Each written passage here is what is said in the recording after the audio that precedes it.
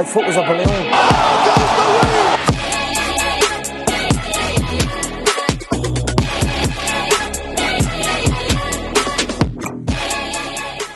Anyway, welcome to episode 4 of Faber Fight Club. Oh, yeah. Mike, how you feeling after your first day of training? Back again? Oh, we're going right into that. Yeah, we'll get into that, dude. It was fun. Yeah, it was fun. I mean, my knee feels good. I'm ready to go again. It's honestly fucking so underrated how fun it is to just start throwing hands with someone. I don't think people realize it until you do it. It's so fun. It's so fucking fun. Yeah, that's why I want to do it. Like, yeah, I know. We'll do it. Really, Come with me. I don't have the time. Yeah. I'm working. Yeah, that's fair. Things. Anyway. That's fair. We can scrap in the yard if we need to. We always scrap in the yard. Man. But anyway, after a wild weekend, UFC 294 has officially wrapped. Wow. A lot to talk about. A lot happened. Thankfully, we have no other fights happening this next weekend, so we can... yeah. You're just going to do that right away? I'm doing it. I'm going right into it, dude. Anyway, an amazing... Wait, we didn't even talk about the fucking shirts, dude. I'm not talking about We got to mention something. We got to talk about the shirts? These kids just dripped out. Anyway, we're wearing SpongeBob and Doodle Bob shirts. I got a pencil, too. For fun. Look at this bad boy. This is a real pencil, too. Like she writes. This was $20. Do you know that? It's $20? It was $20. Dude, my phone's at 8%, so I'm just going to go off memory for this whole fucking podcast. You know what? We'll do it. If you need me, I got you. I got the notes here. Nah, I'm a dog. I don't need it. I wrote this the king host. I wrote this all during Global Capital Markets. Do you do anything in that class? In that class? No. It's all good. It's all good. It's all good, man. But anyway, a lot to talk about. Some amazing fights, some prospects moving up the line, and a lot of controversy. Too much. But I'm going to crack my beer first. Let's go. Let's get into it. Faber Fight Club, baby. What'd you think about overall card? Like, would you say it's flop, or were you like, eh? Well, it's not the greatest card I've ever seen. I wouldn't say that. Yeah. But it definitely is you usually judge it off the main card, and we'll get to that later. The main card for sure delivered. Mm-hmm. It was extremely shocking and almost heartbreaking to my life. But yeah, of course. I mean, the prelims, they left a little to be desired. It wasn't as incredible. There was some. I did deliver. It really did. I really did. When you think about it, when you really look at everything, it delivered. I think just the fact that the ending left a bad taste in everyone's mouth. It's like, that card sucked. Yeah, I'm a little depressed after Volk lost. So it wasn't Charles.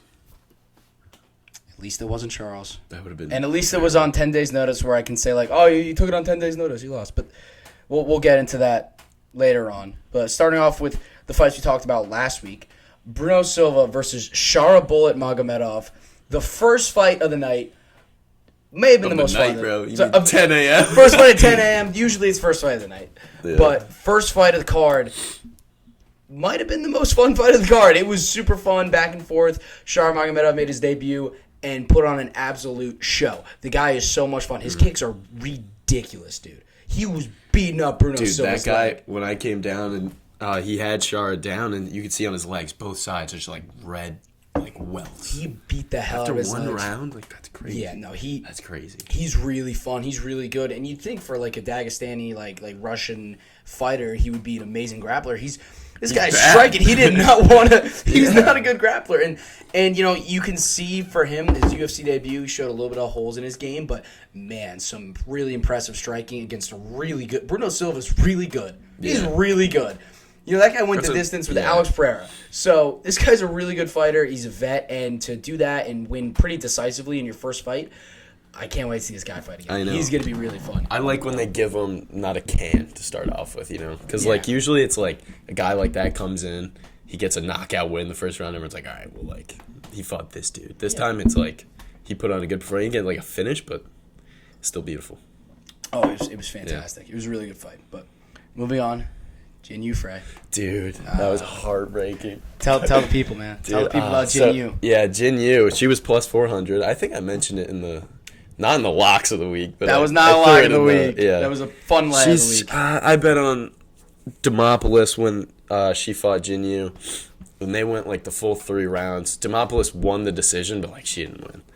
So I was like, this time I'm like plus 400. This girl's like, she's undefeated, but with 1 fight in the UFC, ended in 30 seconds because the other girl got injured. I was like, let's go. First round, Jin Yu gets cooked. Second, Jin Yu lays on the girl. So we're going round 3. I have a whole parlay riding on this girl between like the F1 races, between the UFC and shit. Third round, she just is not a dog, dude. If you go out there and you have a chance to win the fight and you just don't put out, that's like one of the most disappointing things to watch. Yeah, this was not an amazing fight by any means. Yeah. I appreciate you gassing her up for me.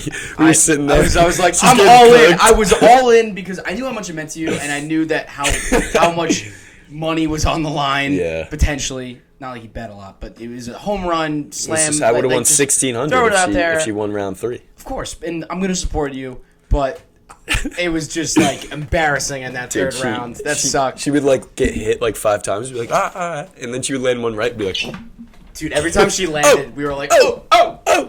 But yeah, that didn't work out, unfortunately. But you know, whatever. Sometimes you man. Nathaniel Wood versus Muhammad Naimov. Naimov got the decision. He toughed it out. Good performance on his end. We'll talk about how many fouls he committed and whether or not a point should have been taken. Nathaniel Wood still, I mean, he put it on at the end. He almost finished that fight against Nemov. But yeah, Nemov, like he's a really good grappler, and he really like he fought a classic grapple merchant fight, shooting the decisions at the right moment, shooting takedowns, getting help get his decision. Tough fight. I think Wood was a little slow to start, and if he kind of got it going early on, he would have, I think, finished this guy. And he was minus 300, and I think he got going a little too late, and I mean, he really hurt Naimov at the end. Yeah, dude. But his stock doesn't drop much after that. No, he's still like, right around the rankings. Was like, damn. You know, he's right. He's close. He'll get a ranking shot. You know, and he's people like him. He's a bit of a name out in England and in London. And he's fun, dude. He's a dog. Oh, he's so he's fun. He's a dog. And he's a striker. And like, you want a guy, and he's a guy. They'll throw in another pay-per-view at some point. But Nemov, you know, see, maybe he gets a look at the rankings. You never know. Now, let's talk about Mike Breeden.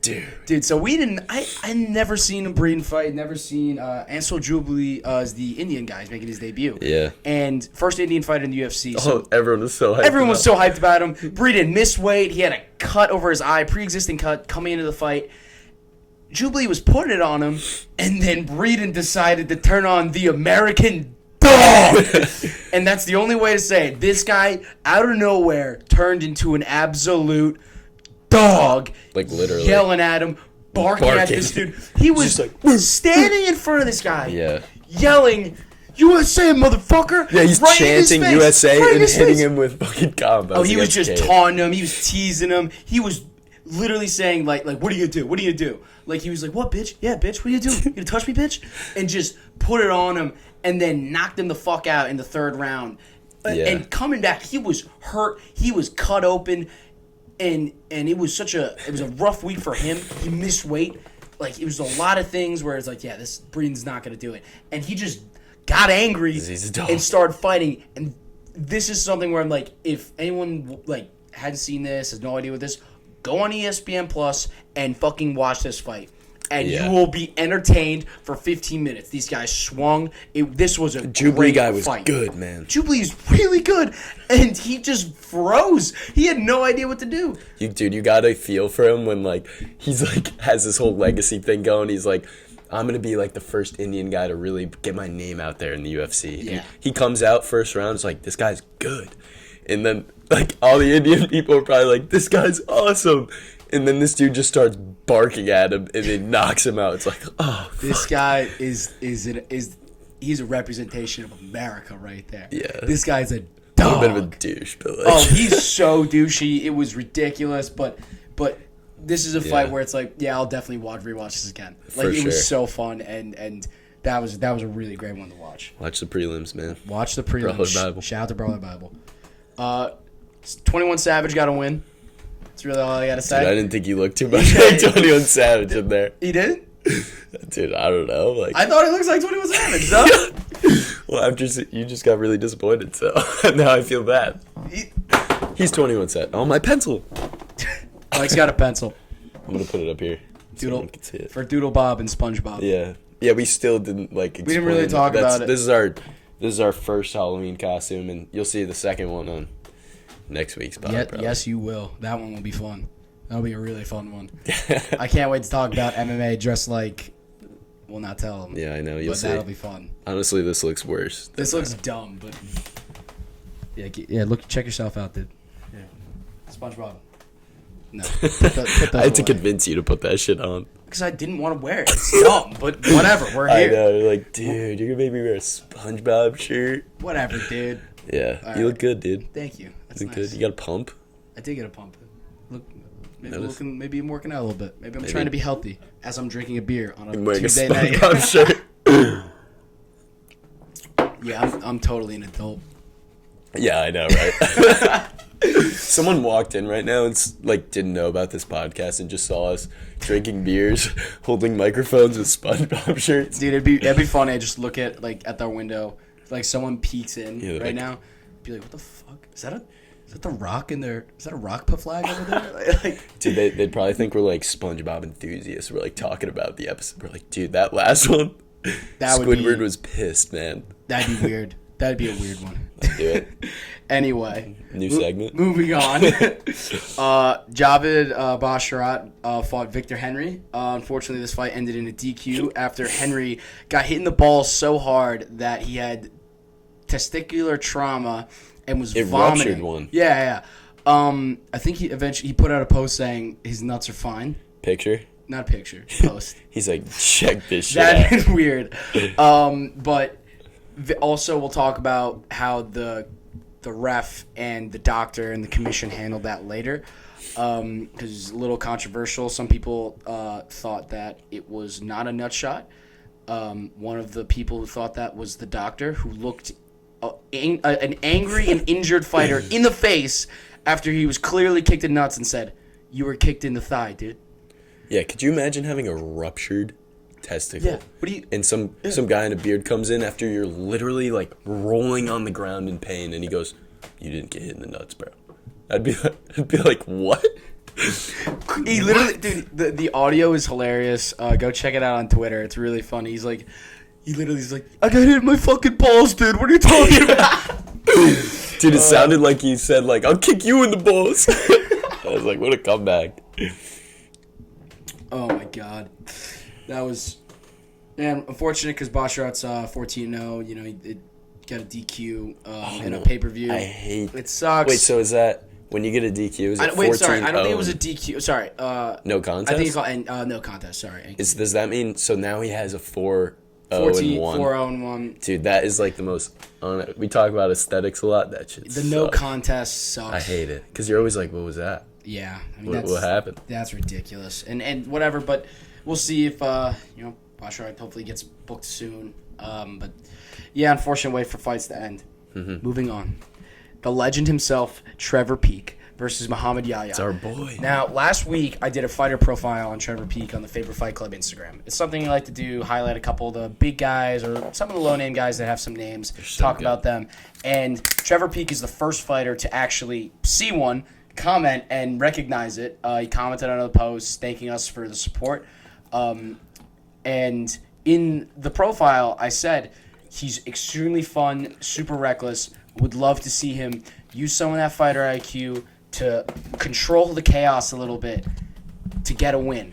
And that's exactly what he fucking did this weekend. And it was literally like, it was something where you want to see growth. His last fight, he was crazy and reckless, and it was awesome. It was super fun, but he got really hurt and was almost knocked out. And against Muhammad Yahya like couldn't handle like the grappling and the crazy forward pressure and just the swing that he put on him. Trevor Peek is like I tell you, he's tough out. He's good, dude. He's a tough out at 55. Like, I'm not saying he's someone who could be a contender, someone who can make the rankings. But like not he's yet. doing this. He's going. This is improve. You want to see improvement from fighters, and he really showed that. And I saw the scorecards, 29-28. I really thought he won all 3 rounds. He was hurting him. He dropped him early in the first round. He was grappling. He was doing a lot of the right things to win fights. And man, like this is a guy. I can't wait. He's gonna be another pay-per-view really soon. Mm-hmm. And he's just such a fun, exciting guy that you really love to watch. Yeah, really. I don't know who this guy's coaches are, but like they did a good job. Yeah, dude. Because when you see like these guys who are like those, that they kind of got that style where it's like I'm just gonna bang with you like I'm a street fighter, like in that it's almost like there's like a diamond in the rough. Like he's always had that pressure. He just before it was reckless pressure, and this time it was like pressure, but he was safe with it. You know what I mean? He will never be like gun shy in a fight. Yeah, he will show. And that's a real. And his coaches saw that and were like, "Dude, you're good. You just got to stop like closing your eyes crazy, and wailing." He still loads up and he throws everything in his shots. And I actually think that like is to his advantage on some degree because a lot of guys, you know, they just they're more technical and they think more aesthetically. You're thinking too hard. You're thinking too hard, like, oh, but do this, do that. At the end of the day, you're in a cage in your underwear. It's still a fight. Yeah. It's still a fight, and he makes it a dog fight. And man, it's amazing to see some guy grow, and I can't wait to see this guy fight again. He's so fun. He really is. He's so fun. And you know, Muhammad Yahya, I think this was his UFC debut again. I think he's the first like fighter from like around Abu Dhabi. I don't know if he's the first fighter from Abu Dhabi, but like he had another guy with like his debut, and he ran into another dumb American, some wild ass motherfucker, some wild Americans, man. With a 20-hour plane ride there, just comes in and dogs him. But, sick name though. Oh, Muhammad Yahya. But Trevor Peak, man, shout out to him. Amazing win. Can't wait to see what he does next. Mm-hmm. Moving on to the last fight of the prelims, Tim Elliott versus Muhammad Mokaev. Mokaev did it again. Late third round submission win after fighting through a little bit of adversity. Dude. And this guy is 23 years old, and he's pretty fucking good. And he, in all reality, if he got a finish over someone in the top 5, because he's going to get a top 5 fight now. So yeah, he has. It's time. It's time. He is going to get a title shot soon, and this guy is a tough out. I don't know if he's among the elite. I don't know if he's as good as like some of the guys like Mono Cop or like, I mean even like sorry, I'd love that fight. It'd be a great fight. Mono Cop. That'd be a great After fight. Kai whoops his ass. Yeah, of course. But like I don't know how he fares against like Moreno or Pantoja or anybody like that up the top. But he's development. He's really good. His grappling is so good, and his reversals. The one reversal he did in the third round on Tim Elliott right before he got the submission win. Like he just turned it around on him. And Elliott is a vet. He's a good fighter. The guy fought Demetrius Johnson. A while ago, but he's fought the best of the best. He's been around, and more or less, he kind of handled this fight. I thought he won all 3 rounds, like the first 2. He fought through a little bit of adversity, but it wasn't easy. It wasn't easy, but man, he's really, really, really fucking good. Dude, I was saying it last time too. He's a fucking winner. Yeah. Like there's those guys that go in there and they're talented, but it seems like it's like, why are you shooting? Or like, why'd you?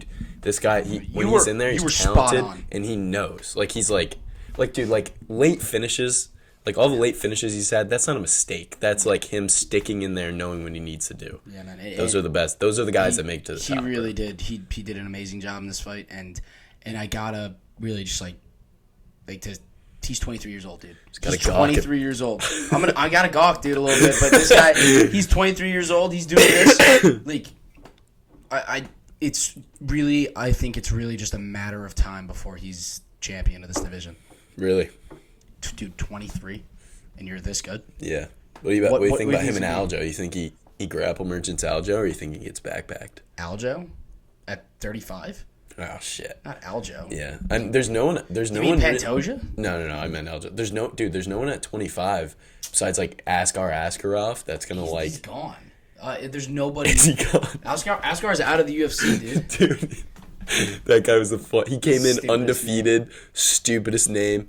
Fought Kai Kara-France, got his head knocked around. Dude, I learned something interesting about him too. What? He's like 80% deaf.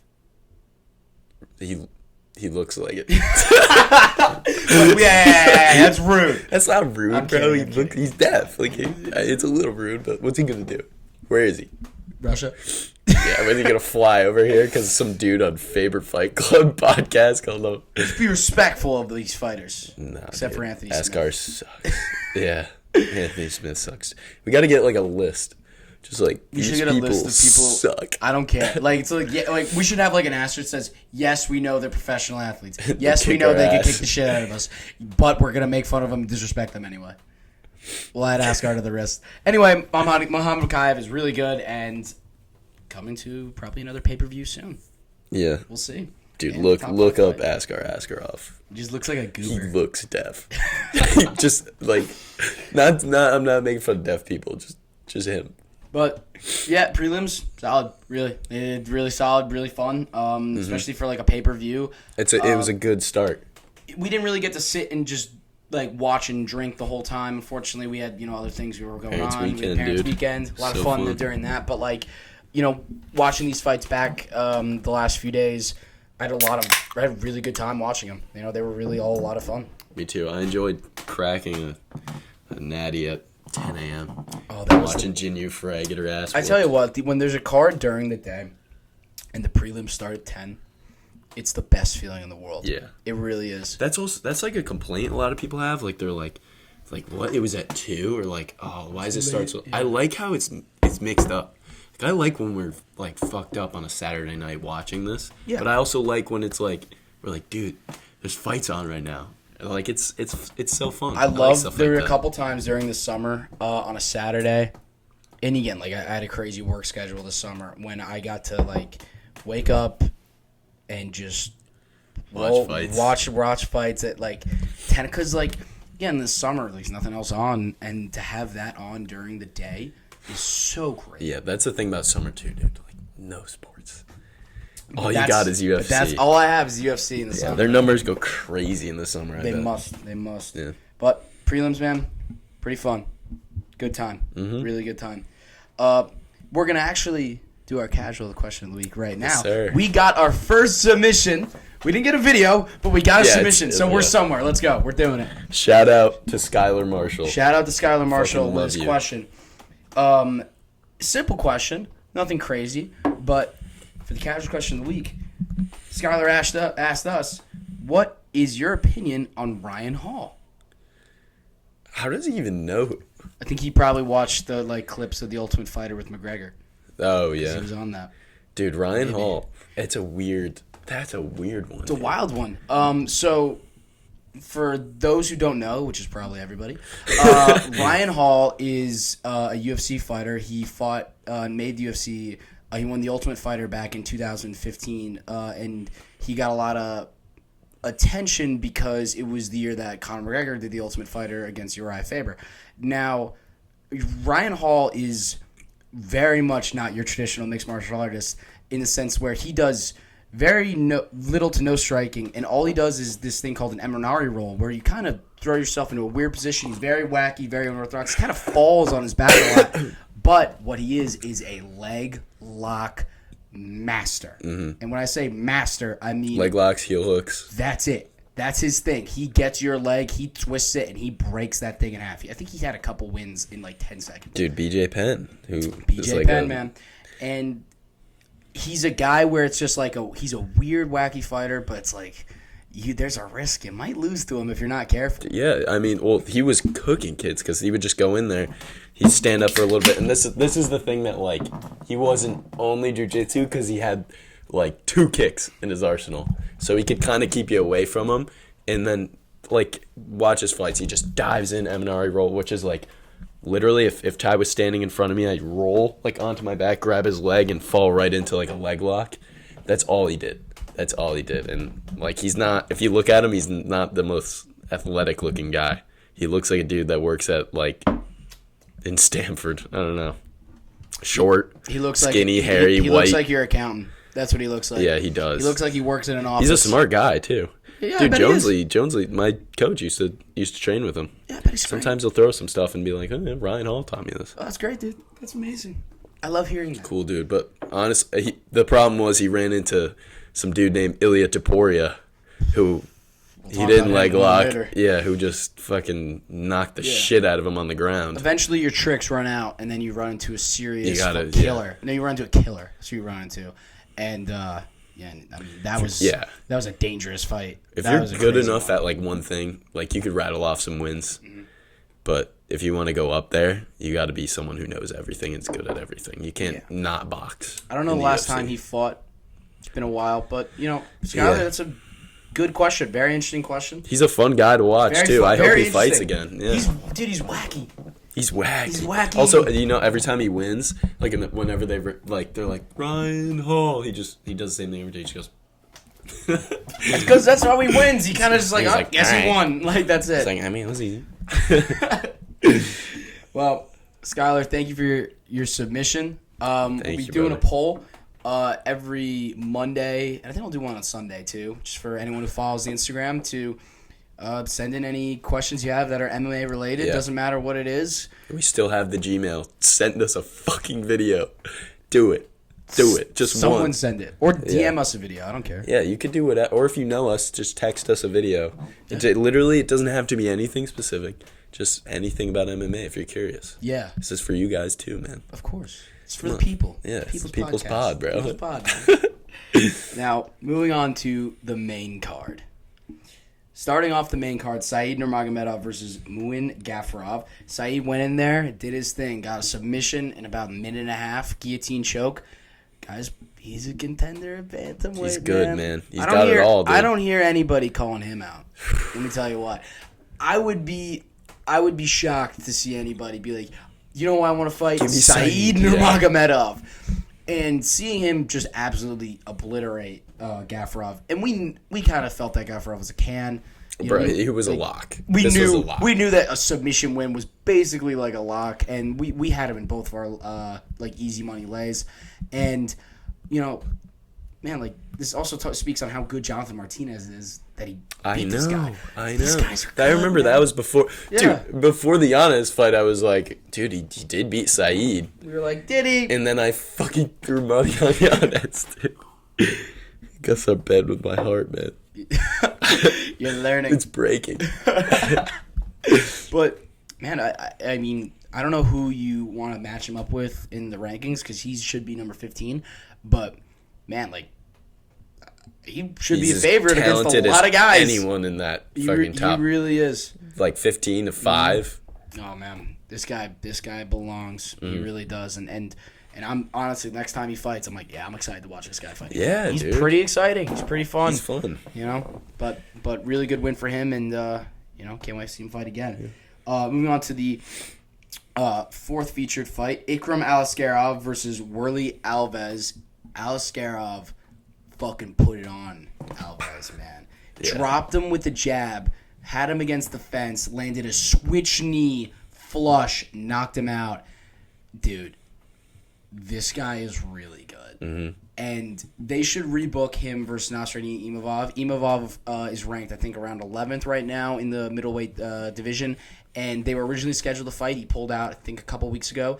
Alves stepped in on 3 or 4 weeks' notice. And that's literally rebooked that again because Aliskerov belongs. Mm-hmm. And we've been talking about some of these guys who are not ranked right now in middleweight. They're coming.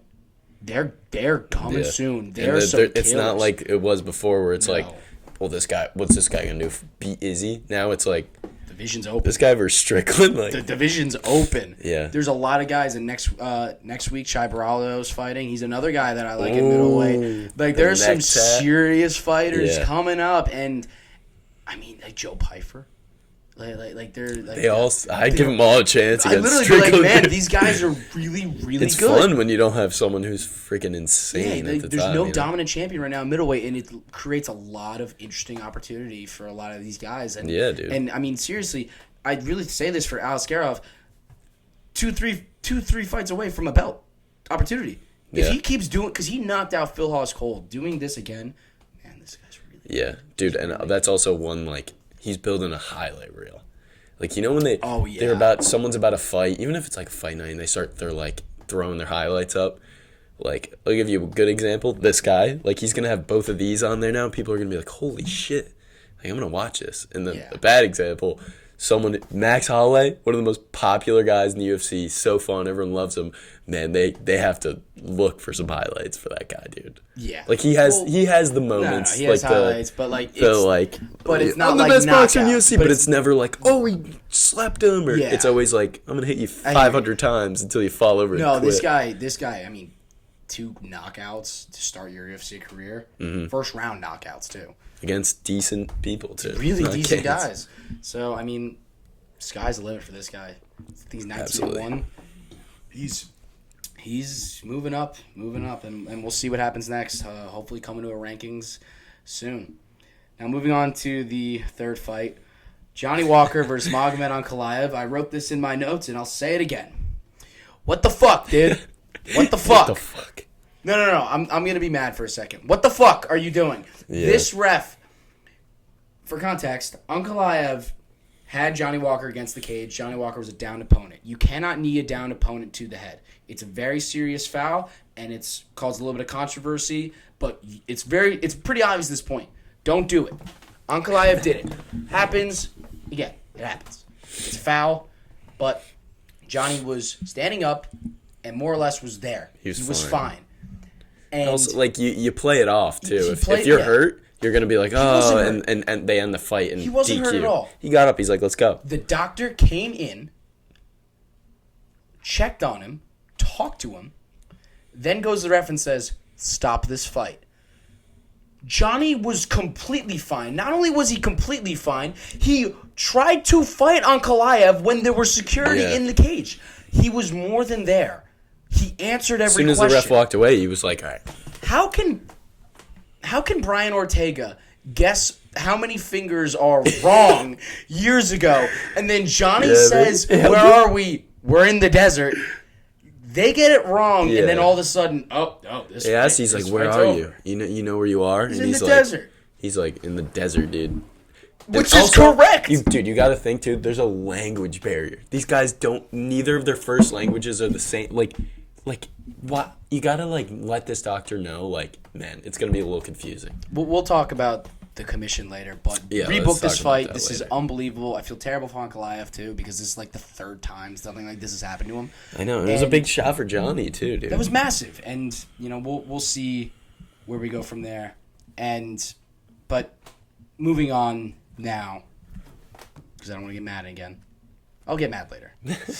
The co-main, Kamaru Usman versus Khamzat Chimaev. Great fight. Yeah, that honestly is my favorite one. Great of the whole fight. card. Really good one. Man, I will say this before we talk about Khamzat. Kamaru Usman came to fucking play. He showed up. He showed out. After 2 straight losses. Fights Khamzat at middleweight. Struggles early. 10-8 in the first round. Gets absolutely worked. It's 10-8. 4.5 minutes control time. Dude, it's control time. And strikes. You know what the definition of a 10-8 is? It's the judges accounting for the fact that the fight almost could have been stopped. There was never a moment where they should have stopped that fight. I agree. He was just grappling him. He lost the round. It was a completely dominant round. Yeah. Yes. 10-9. He won. Right, he won the whole round. Fine. Whatever. But Kamaru, after that, rallied, won the second round, landed a lot of good shots on Khamzat, did really good on the feet. Dude. What? How? He was cooking him. For a second, I was like, oh, and he's like, dude, he was landing. And Usman's not that guy who strings it together on the feet. He has this one punch the jab and the timing, He was landing some combinations, and Khamzat. But we talked about this yesterday, last pod, about Khamzat's fighter IQ. He showed it, and in the third round, Usman was really winning the first half of that round, and you could say, again, if it wasn't a 10-8, unfortunately, all the judges scored a 10-8. If you scored that 10-9, Usman's on his way to winning this fight and getting a shot at the title. Yeah. Khamzat lands over a guy he beat already. Yeah, Khamzat lands a key takedown with 2.5 minutes left, gets 2 minutes of control time, lands some really good shots, and then they swing it, and then they swing away for the last 30 seconds, which I loved. And some people thought Usman won, bro. it was close. It was a very close fight. I didn't think you won. No. Hamzat Shout out to my boy. You did it again, buddy. But I have so much respect for Kamaru for doing this, and for Hamzat too. Like, a lot of people are saying he doesn't deserve it, and on some level, yes, you're right. You're right. He hasn't beaten anyone technically ranked in middleweight. I get it. I completely understand that. Too, like, but beating Kamaru Usman, even though Kamaru Usman is like lost 2 in a row to like in welterweight to Leon, beating Kamaru Usman is better than beating fucking Jared Cannonier. Yeah, all right? for sure. Like, or beating, like, he should have fought Roman Dolidze. But I would like to see him beat a middleweight, though. Yes, but Kamaru Usman, I think, is better than, 95% of the middleweights. True. I think the only guys who I think would really give Hamzat problems at middleweight are Rob. Dricus, and Sean. And that's it. Yeah. Dude, I will say, and don't get mad at me. No.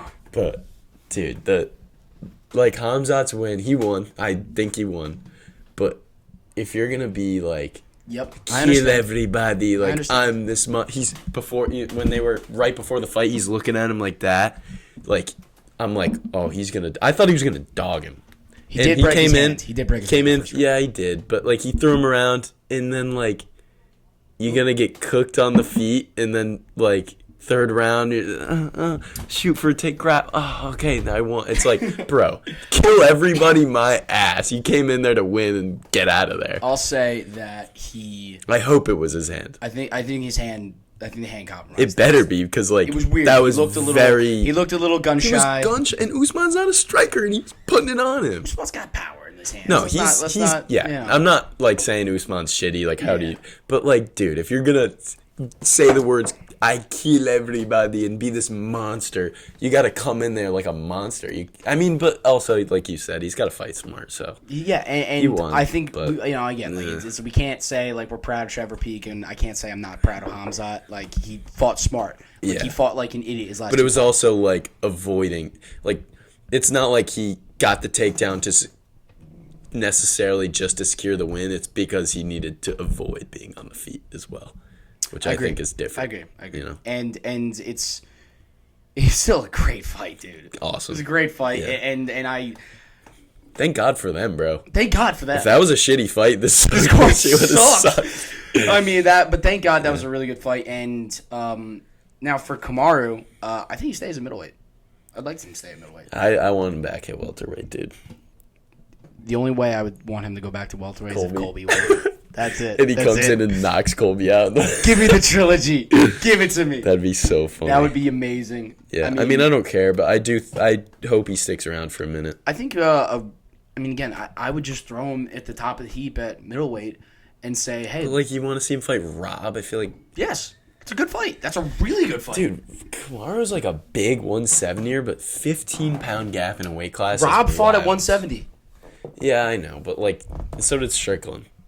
But they're filled out. He needs to take some time off.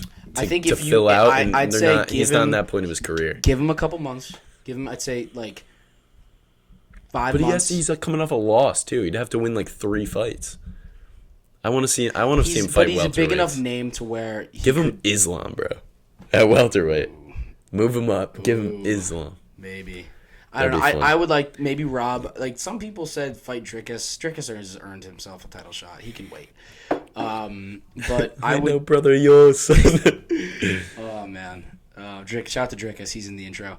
Oh yeah, dude. For Hamzat, I think Sean Strickland is for the title. Dude, I think this is a really interesting fight because Hamzat got a little tired after that first round. A lot of big energy, and Sean's the cardio king. And he's not fucking moving. That's why it's just I think it would be such an interesting fight because Sean's kind of a clean, he fights clean. He doesn't really get hit, and Hamzat would make it really dirty, and it would be interesting to see. They've trained together. They don't like each other. They do not like each other. I feel like they were kind of boys at one point, and then it was they might. Well, whatever. There's a picture. You can't have those personalities. They clash. Nah, they clash too much. Sean said they were basically agreed to fight each other in the street one time. I think it was something like Oh, yeah, and he was like... And then Hamza It's like didn't 3 show. p.m. and he went there. Show. I believe Strickland, bro. You I think actually that guy did would too. lie about that? Nah, Sean doesn't lie, Yeah. dude. I love Sean, and I think this is a really good fight. I think it would be a great fight, and it's so interesting because I think Hamza has the ability to finish this fight early because Sean has no chin and He could submit his ass, too. he could totally submit his ass, but they keep talking like Sean's grappling. Like, he's like, yeah, I just don't use it because it's boring. He's a black belt in jiu-jitsu. He's got a lot of experience on the ground.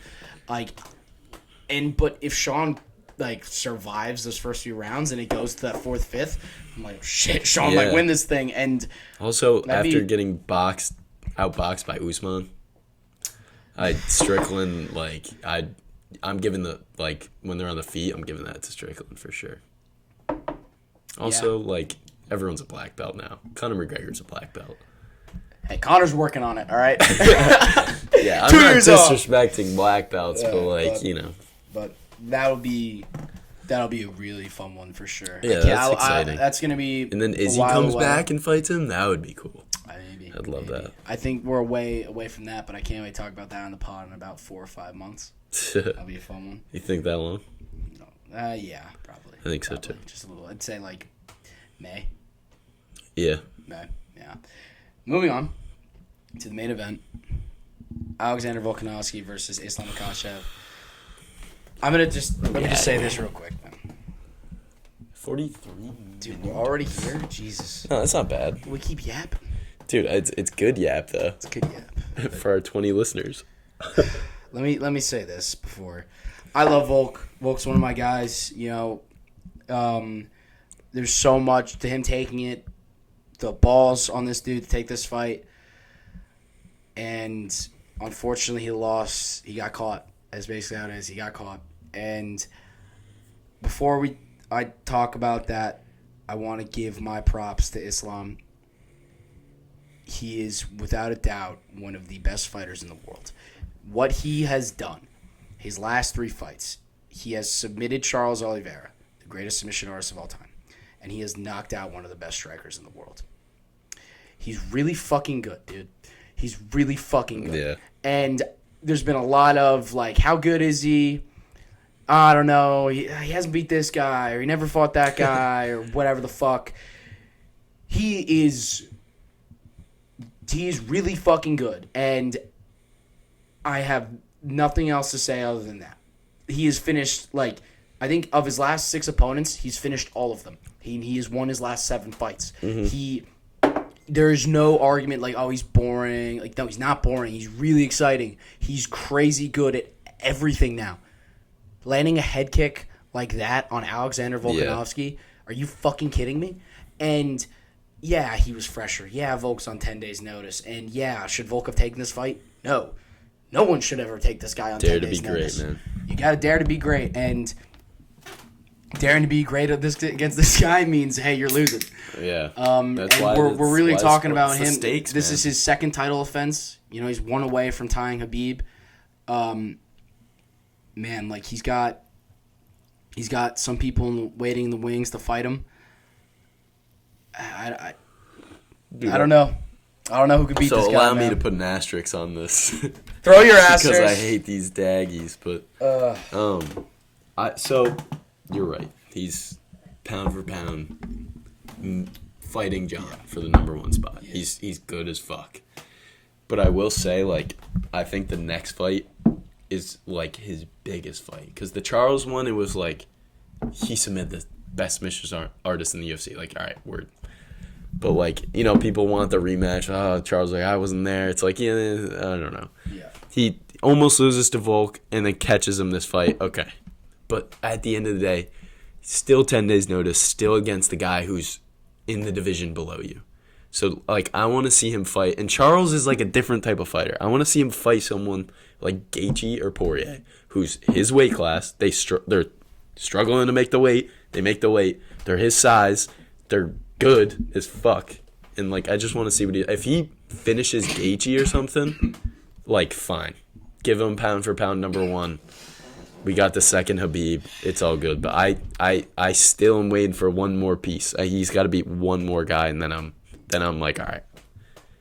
I don't know, man. Like this is 2 years in a row where he's finished my favorite fighters.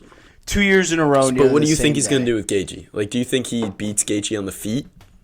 You think he tosses him around if he couldn't toss Volk around, really? Like, what happens? Like, Habib, it was like, you'd be like, well, what if he defends a takedown? What if he catches him? Islam, it's like, I think Gaethje could genuinely keep it on the feet, and I take Gaethje on the feet over him. I think that we have a sample size, though, for both those guys. And I'm not saying that Islam is Khabib. What do you mean? They both fought Khabib, right?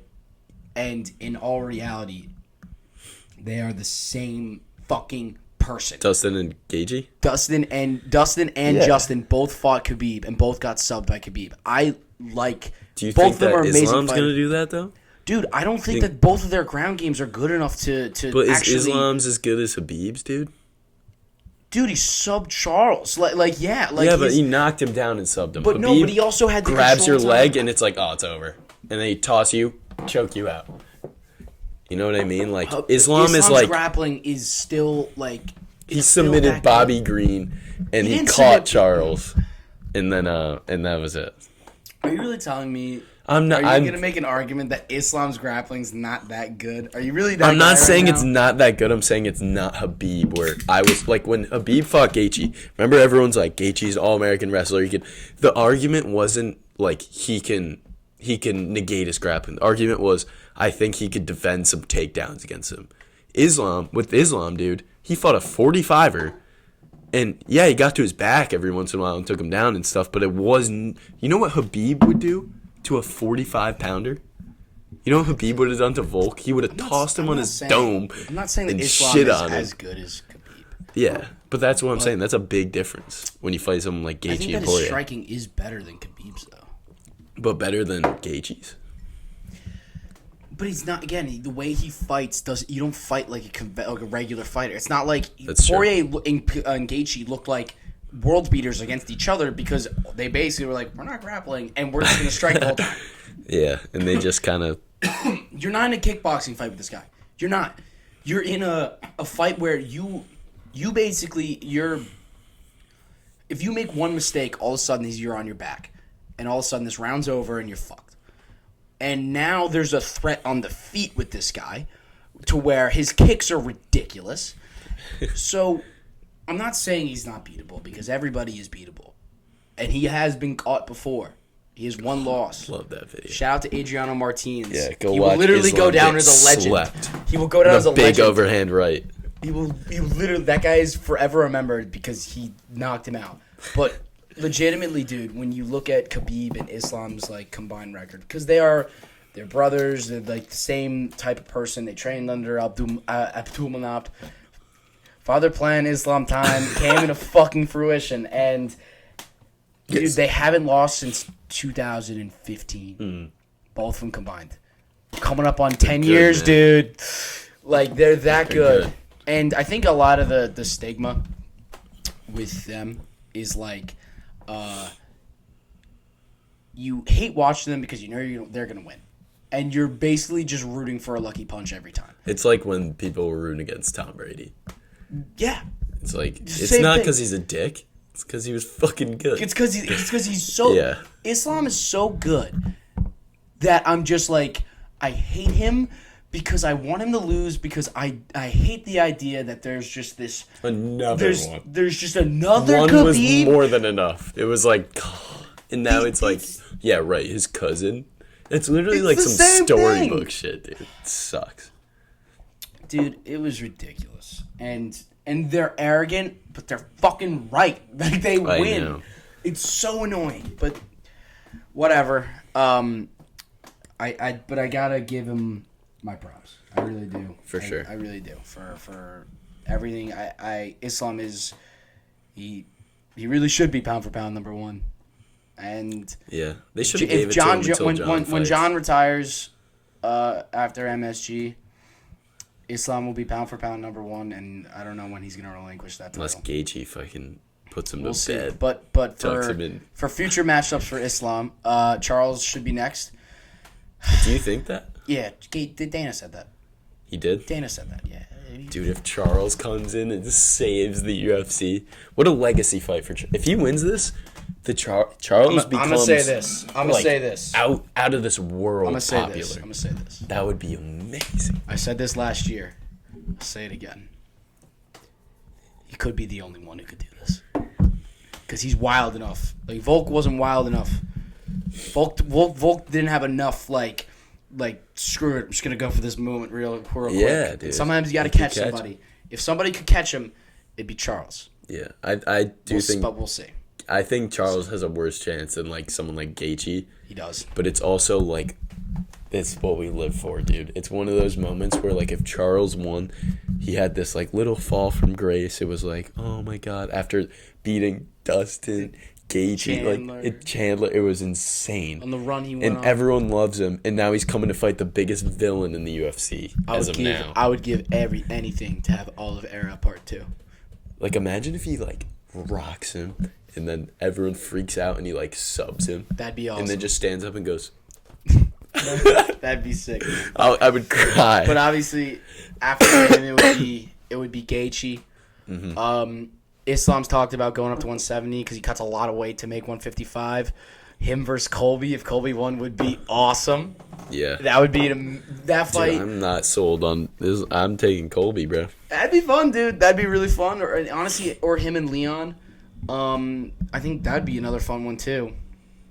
Or Connor. Dude, how much would that do? What? How many pay-per-views? Oh, that's 3. 3? That would hit 3. Not over Habib, but right below it. All Connor needs is one win, dude. Then they're like, here you go. Let me tell you something. Wait, for a belt? Are you talking about or just a fight? If he knocks out Chandler, to give him the lightweight belt against give him Islam? A shot against Islam. What if Islam beats Charles, beats Gaethje? That would suck. And then it's like, no one's going to beat this guy. He's literally Habib. And then Connor comes in, knocks Chandler out, and calls him out, dude. And then they fight in, like, Vegas. Dude. That'd be so fun. That would be like... All the Connor casuals would freaking cream. Dude, he has no chance, but I'm taking him. Oh, yeah, I'm throwing $100. $100 $100 Conor McGregor knockout plus 500 or something. Fuck it. Could you imagine that moment, dude? Oh, my God. It'd be like watching your first child being born. Dude, I would cry. If Connor gets another belt, I'd cry. Yeah. I'd cry. I'd shed tears. If he knocked out Islam, I would literally like... Dude, I almost cried when Charles won again in back in June. Yeah. I was, like, very emotional. Because in my dorm on the campus, I needed that win. Yeah, you did, dude. In the throes of one of the worst days of my life that I won't talk about. I took a train ride to Connecticut to watch one fight with you. I'm living on campus in the I summer. Watched it on a tiny ass computer in a little dorm in Connecticut. And then slept on my floor. And then slept on your floor. But it was all worth it because Charles Oliveira knocked out Beneil Dariush in that first round. And the Oliveira returned. It was amazing. That was one of the best. That was literally, I was like, I've never been more happy to watch a fight in my life. Dude, the one time I've been brought to tears, I was off a bottle of wine and watched Rose Namajunas lose her belt to Carla Esparza. I watched if you guys have seen that fight, you know they didn't throw like a single punch. The worst fight in UFC history. I was in front of that TV all 5 rounds like this, and as soon as it ended, dude, I don't know if it was the $14 rosé or what, but I was just like, fuck, dude. The girls were like, she'll get it back. She can win again. I was like, shut up. You don't even know anything, dude. So dude, sad. That was the worst. Oh, man. No, well, when Volk... Now we'll get to Volk. Obviously, that was gut-wrenching when he lost. Speaking of emotional. The second he lost, I immediately turned off the TV. Yeah, which was so fucking annoying. I wanted to see what happened, bro. It was fucked up. Like, I didn't really get it. Dude, I saw it, but I was So I was looking at the computer when it happened. All I heard was, "Oh, knee!" And then I looked and I just go, "No!" And I grabbed the remote, I turned it off, and I literally walked outside, and it was just like took a deep breath because I'm surrounded by my family, my girlfriend's family. I'm surrounded by like a lot of important people to me, and I couldn't lose my shit in front of all of them. So I had to just like take a deep breath after one of my favorite fighters got brutally knocked out. Like, do you know, if anyone knows the Homelander meme of him looking and, like, the sounds panning out, that was me. Obviously, like, for Volk, he took this fight on 10 days' notice. You just don't take a fight against this fucking guy on 10 days' notice. You don't do it. And he took a risk. He dared to be great. He dared to be great, and I love him for this. And, you know, you think a lot of these fighters, like, they're larger than life. You know, I more or less, I idolize a lot of these guys. Like, some of them, they're my heroes, you know. I'm 21 years old. I still have them. And hearing this press conference and how he was talking about, like, how he is when he isn't active, when he doesn't have a camp, and he got emotional and he was borderline, like, brought to tears, like, talking about, like, his own mental health. And it was just, like, an eye-opening moment for someone that is, like, larger than life. Invincible. Dude, this guy was invincible. Yeah. And for him to talk about this and for thinking about the reasoning behind him taking this fight, it was just like, it affected my soul hearing his press conference. And, you know, he posted today, like he's fine. Like, he even said, he's like, I'm fine. So like, it's I was all very good, emotional. guys. Like, So, yeah. he just had a baby, and, like, he is just coming off, like, hand surgery. He wasn't in camp, and, like, he wasn't feeling great, and he needed this fight, and he should never have taken it, but because of other circumstances, he took it. And, you know, it was just something where it's like, went for it, man.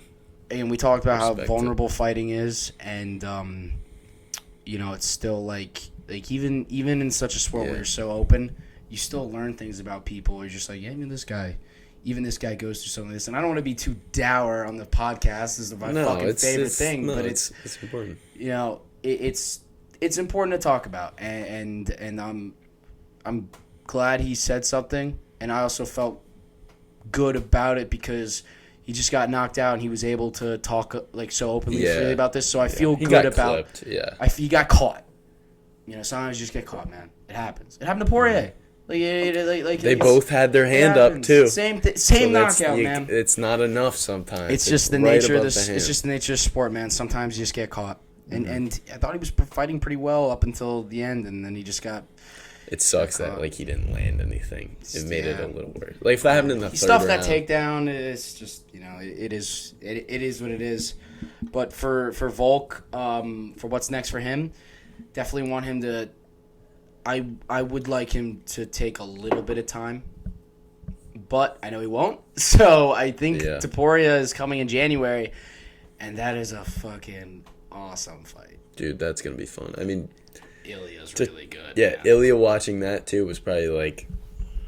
Well, Volk was larger than life, and now all of a sudden God mode's turned off, and all of a sudden Ilya can probably think can win this. That's the thing too with like we talked about in the first pod, like just how this sport's so different. Like, remember when like the Chiefs lost to they almost lost to the Jets.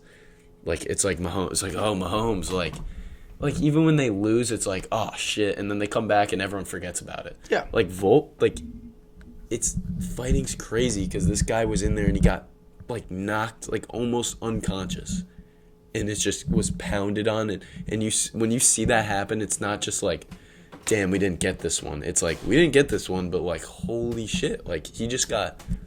It's like there's something in you that is like, you're like. It's like disturbing, you know what I mean? Yeah. When you watch someone like that get knocked out, you're like, oh. I'll say this for anyone who is interested in the UFC and becoming a fan of the UFC.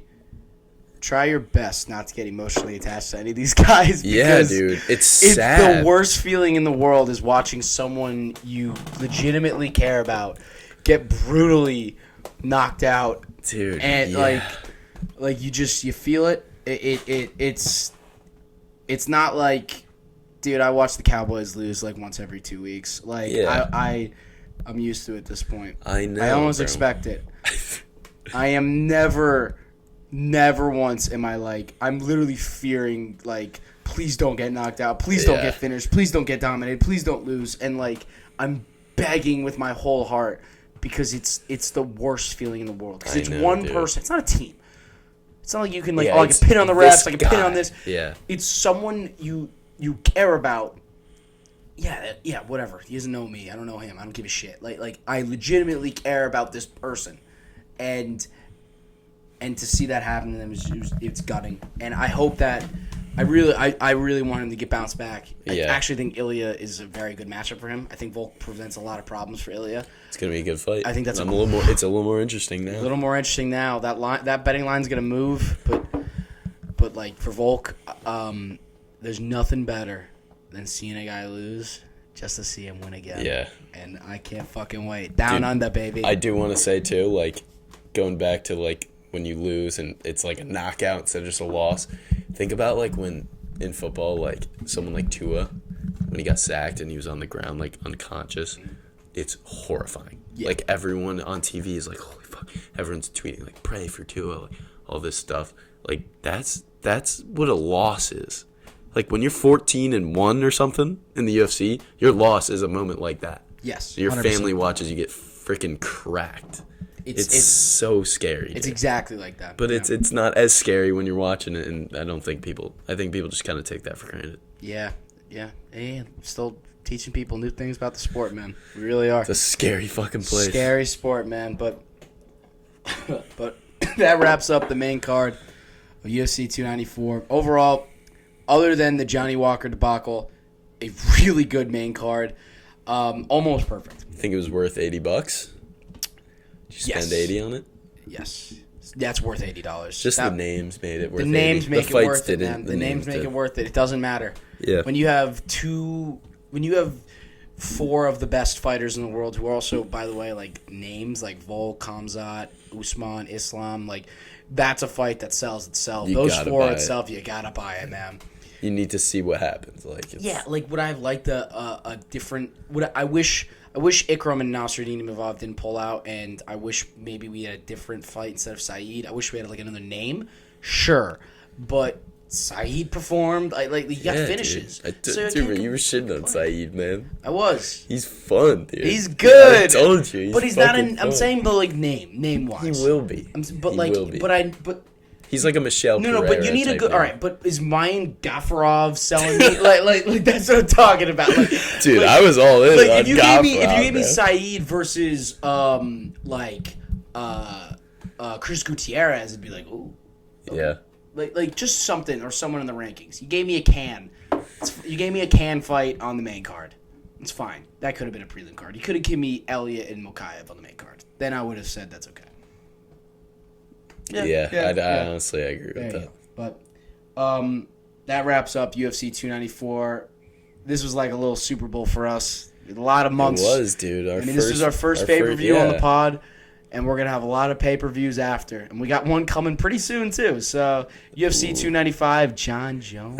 I need some good fights, man. I need some 5-round wars. Next week, this coming weekend, we have no fights, unfortunately. But next week, Faber lock of the week. Sao Paulo, so there's no Faber locks of the week. Yeah, the lock of the week is save your fucking money. The lock of the week is save your fucking money. And the lock of the week is we're getting fucking hammered this weekend.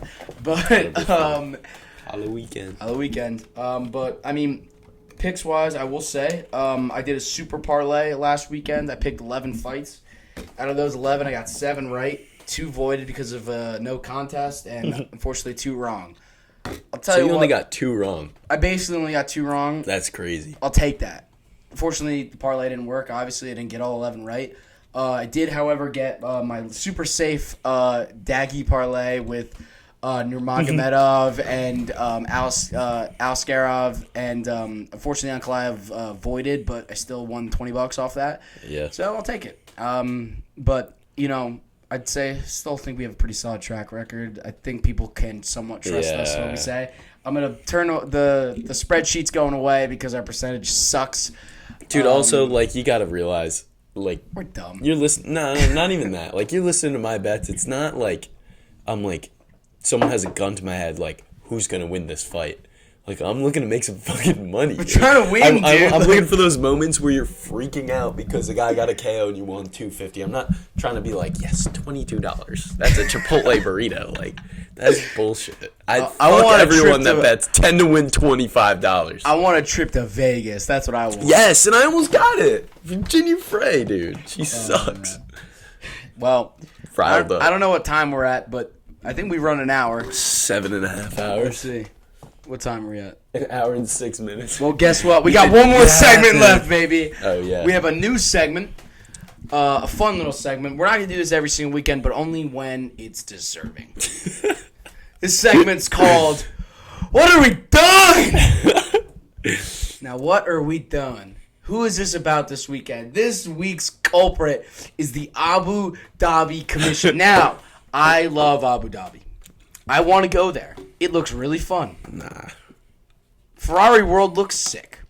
Ferrari World? Dude, there's a Ferrari World. The hell is it like the car? It's a roller coaster world, dude. It looks sick. There's also like a whole like. You have to like wrestle someone to get in. in. By the way, there's like a whole like they made Gotham City, like the comic book Gotham City there. For all my nerds out there. I can't imagine these people like enjoying things other than like it's for tourists. Fighting it's for and tourists. Praying. They love to pray out there. But let's look at some track record for Abu Dhabi. In 2021, in the Abu Dhabi card at UFC 267, sorry, there was a fight between Benoit Saint-Denis and some other guy. I forgot his name, actually. But basically, you had a terrible ref who should have stopped the fight well into the second round. Saint-Denis was done. Absolutely cooked. This fight should have been stopped. Lives literally could have been lost. This ref stood there, did nothing, and then called a ridiculous eye poke in the third round out of nowhere when the fight should have been stopped again. It was so bad that the commentators were literally going, "Stop the fight! Stop the fight!" Like if someone imagine you're a ref and you hear the fighters like people on the side of the cage like, "Stop it!" Like, do you know what you think? I'd be stop the fight. Oh, maybe I should stop this fight. Yeah, and he's like, to that guy, working. That guy got pulled from the card. What are you done? I don't know where he's at. Also at that card, Hamzat used the towel to make 170. That's cheating. That's illegal. The commission can't allow that shit. But that was a big, like, little thing, like something you just notice, right? Yeah. That was in 2021, though. That's 2 years ago. It's like when they're like stepping on the scale. Sometimes if they're that close, they'll take off like their shorts and shit to get whatever they can off. And so they hold the towel obviously in front of them. And this man is like there's two guys holding the towel so they don't see his freaking Chesney and cock. And then he puts his hand on the towel to like lift him like just a tiny bit. It's a trick to basically lower your weight when you've missed weight. Just a tiny bit. It's 100% illegal. And it's very easy to be like, hey buddy, don't get do your that. Fucking get your hands off. Yeah, there. what are you doing? But basically, what are you doing? Hamzat did that and then Smash some did. But again, it happens. It is what it is. Like that. That one is like, more minor. Like the ref should have stopped the fight. It happens. Yeah.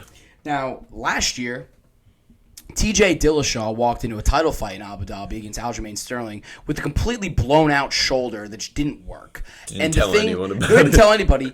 And we're literally 30 seconds into this fight, and this dude's shoulder pops out of his socket. And the fight's basically just over because he has one arm. This guy has one arm. And he's facing a guy in a title fight. Yeah.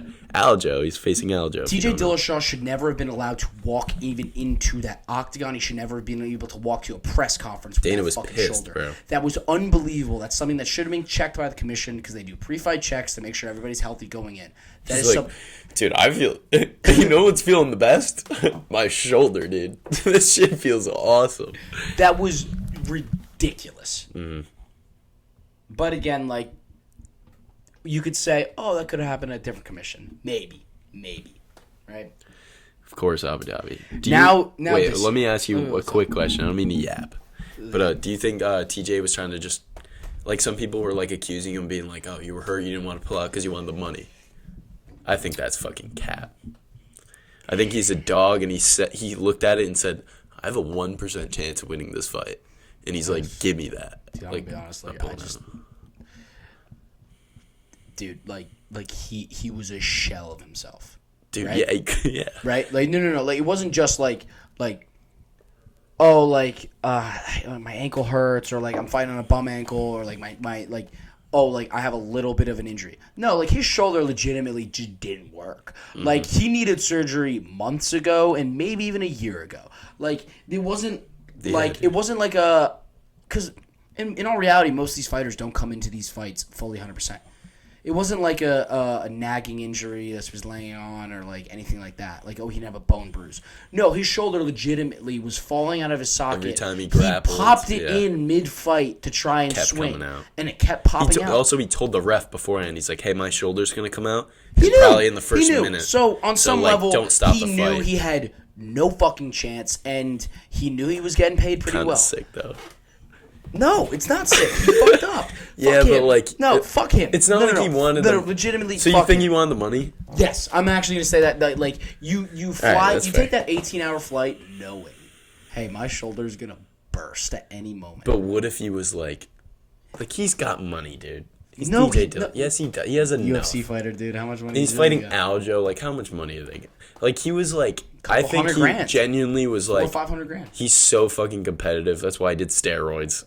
He might be a douchebag. I'm not saying he has good character, but at the end of the day, he's a competitor. Yeah, we didn't bring that. Yeah, you bring that up now too. Yeah. Should we yap? No. That's a whole nother I just story. don't. I don't stand by this guy. And no, like legitimately, like this guy's a fucking, like, he's really good. I'm not gonna say he's not good. And if he was healthy, he probably had a chance in that fight. Fuck him, dude. Fuck you. Legitimately. What are you doing, DJ? TJ Dillashaw. What are you doing? Now, moving on to this year. The amount of fouls and ridiculousness that has happened yesterday, just from a commission standpoint, is unexcusable and unbelievable, and needs to be fixed. It's time. It's 3 years in a row. From the Muhammad, sorry, I don't even know this. Nemov, I hope his name's Muhammad. I apologize if it's not. It is, thank God. Muhammad, assuming, bro? It was. I was okay. Just had to make sure. Nemov committed multiple fouls, multiple shots to the groin, including glove grabs at the end of the fight. A point should have been taken. This fight should have been a draw. Nathaniel Wood fought a hard fight. Again, I'm not saying that Nemov didn't win some of these rounds. He did, but he landed two. Not just like, oh, he hit him in the nuts, and like, oh, he was effective for a minute. Wood was on the ground, like, screaming for a second in pain. They were serious shots, and then a glove grab at the end of the fight. A point should have been deducted, and the ref did nothing. Yeah. Subjectivity, whatever. I don't care. That's fine, but a point should have 100% been taken, at least from my opinion. I could see it. The one thing is, like, if it was a fight where it was completely clean, except he hit him in the groin twice, then I could be like, all right. Like, once that genuinely happens a lot. That genuinely happens a lot. But then, like, two is like, you gotta chill. If it happens 3 times, definitely point. But, like, just 2 times, if there was nothing else. But he was, like, he was cheating. He was cheating! I think maybe just at the end of the round, he could have just been like, you know what, dude? Like, fuck you. Dude, he was Wood was yelling at the crowd because they were booing him. He was like, fuck you guys. They were booing him? They were booing him. Bunch of frauds. But anyway, that happened. Abu Dhabi sucks, dude. That's another reason it sucks. But anyway, that happened, unfortunately. And then with Victor Henry, with the doctor looking a guy in the face, wreathing in pain, to say, like, oh, you didn't get hit in the nuts? Like, what are you fucking saying, dude? He has a ruptured fucking nut. Are you kidding me? His nut is open. Are you kidding me? Like that's crazy. That's unbelievable that would happen. Yeah. Also, the thing with Abu Dhabi, bro, what I was saying earlier, like, the language barrier between these guys is crazy. It happens with Johnny. And also, like, dude, these fighters are not, like, these people who dedicate their life to getting punched in the head don't speak the most coherent sentences. Not even in English. Like, yeah, not even if it was their home language, like, you could expect these guys to be a little, like, dude, Stipe Miocic's from Cleveland. He don't speak a lick of English. He needs subtitles, dude.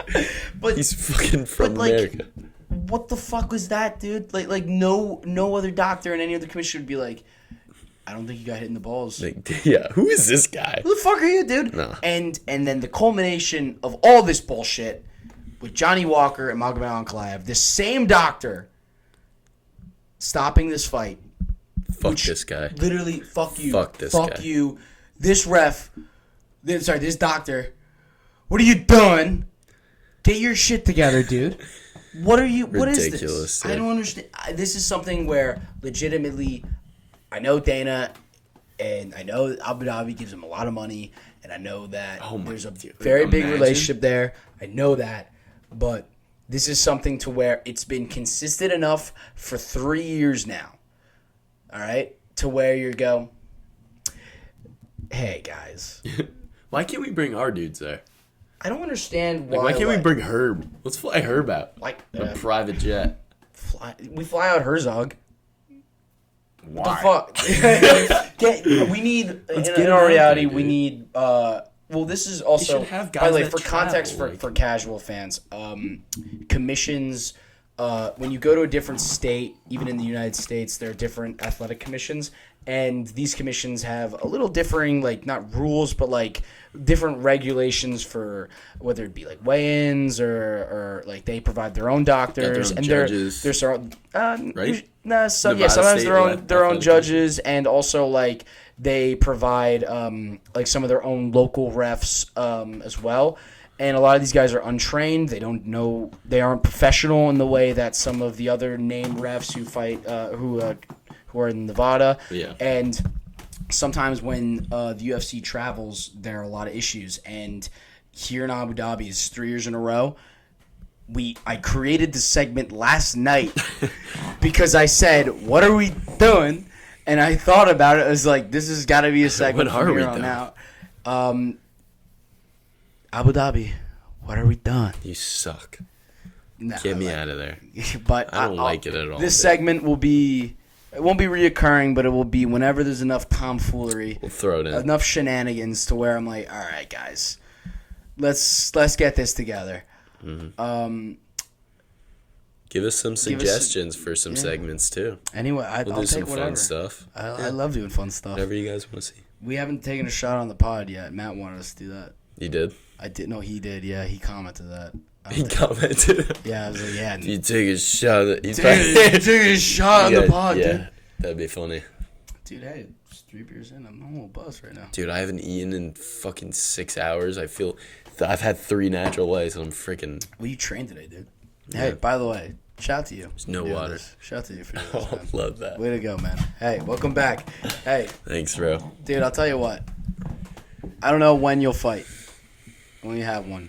But it'll be an amazing electric podcast. The week of your fight. Imagine. I swear to God, I don't even know if we'll talk about UFC. We'll just talk about it. He'd be like, fuck the UFC. Fuck the UFC, dude. We're talking Also, about... the one after, imagine I'm sitting here like, all beat up. What if you have just like a black eye? You look sick as fuck. What if I'm completely fine? Oh. What if I'm completely fine? That'd be awesome. Your mom would love that. Dude, oh shit.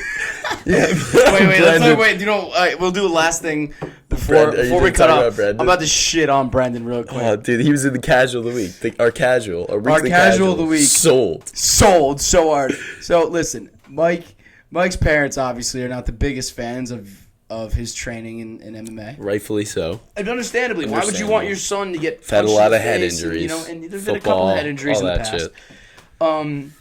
I walked in on this conversation. Meanwhile, I've had a couple drinks, a couple mimosas at brunch. You still knew, though. And I'm a little inebriated. I walk by, and Brendan's out here in front of Mike's parents with Mike next to him being like, your son's going to be an MMA fighter. He's going to be the greatest champion in the world. He's going to do all these things. He's going to kill people. And I see Mike's mom just sitting there in just shock. And she's not looking at him or like she's just staring me in the eyes going, and I was like, dude, Brendan, he didn't even stop. I was like, yes, shut the fuck up. I looked at him, I go, dude, Brendan, what are you doing? Yeah. Add him to the fucking segment. But that was ridiculous. Yeah, because I, to them, like, yeah, I'm trying, I'm hitting some pads, I'm a little wrestling, I'm getting a good workout. And And then, like, every once in a while, I get a fat injury, and they're like, what are you doing out there? Michael Pro. And Brendan's just meets him and is like, this guy is wild. Fuck that. Dude. It's alright, though. I love BG. Yeah, shout out to BG for selling. Mm-hmm. We gotta get him on here, dude. I think we gotta. Yeah, we'll get before another Colby microphone. Leon. Yeah, unless Colby pulls out. No Allegedly, shot. there have been. I saw. Allegedly already, dude. If you guys haven't noticed, Ty throws allegedly in front of. That's a when I don't know. That's when I don't know. I say it. So allegedly, you're a great storyteller, dude. I like to tell them. I like stories, but allegedly saw a couple things on Twitter. Maybe a TikTok or two. Said Some guy said Bilal. No. Allegedly. Dude, I don't want to watch Bilal fight Leon. Dude, I would love a great 5-round decision. That would suck.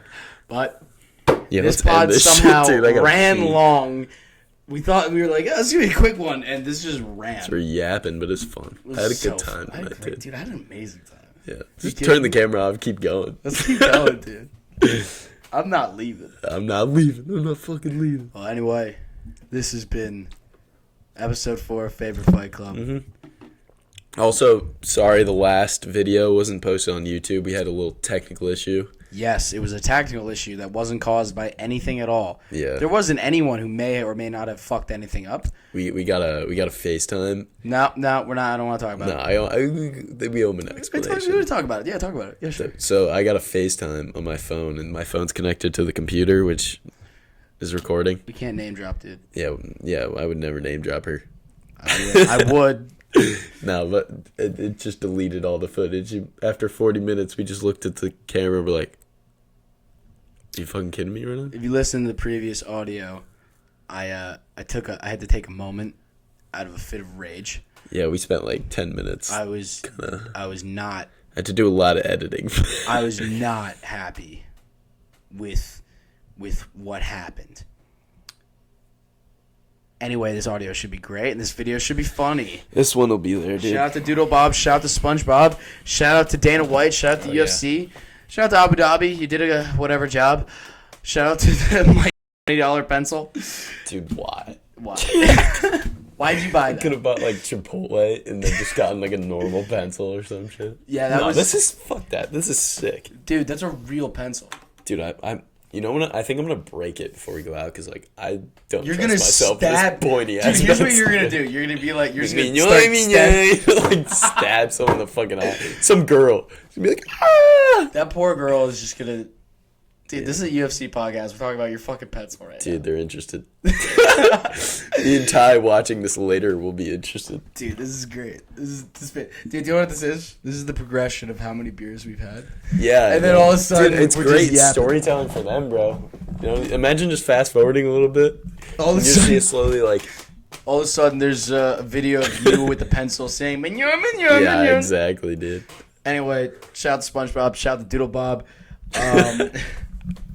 and shout out to Faber Fight Club. And I mean this, dude. We're going to the moon. Yeah, dude. It's been good so far. Fuck yeah. Another successful pod. All right, peace, world. Thank you for listening.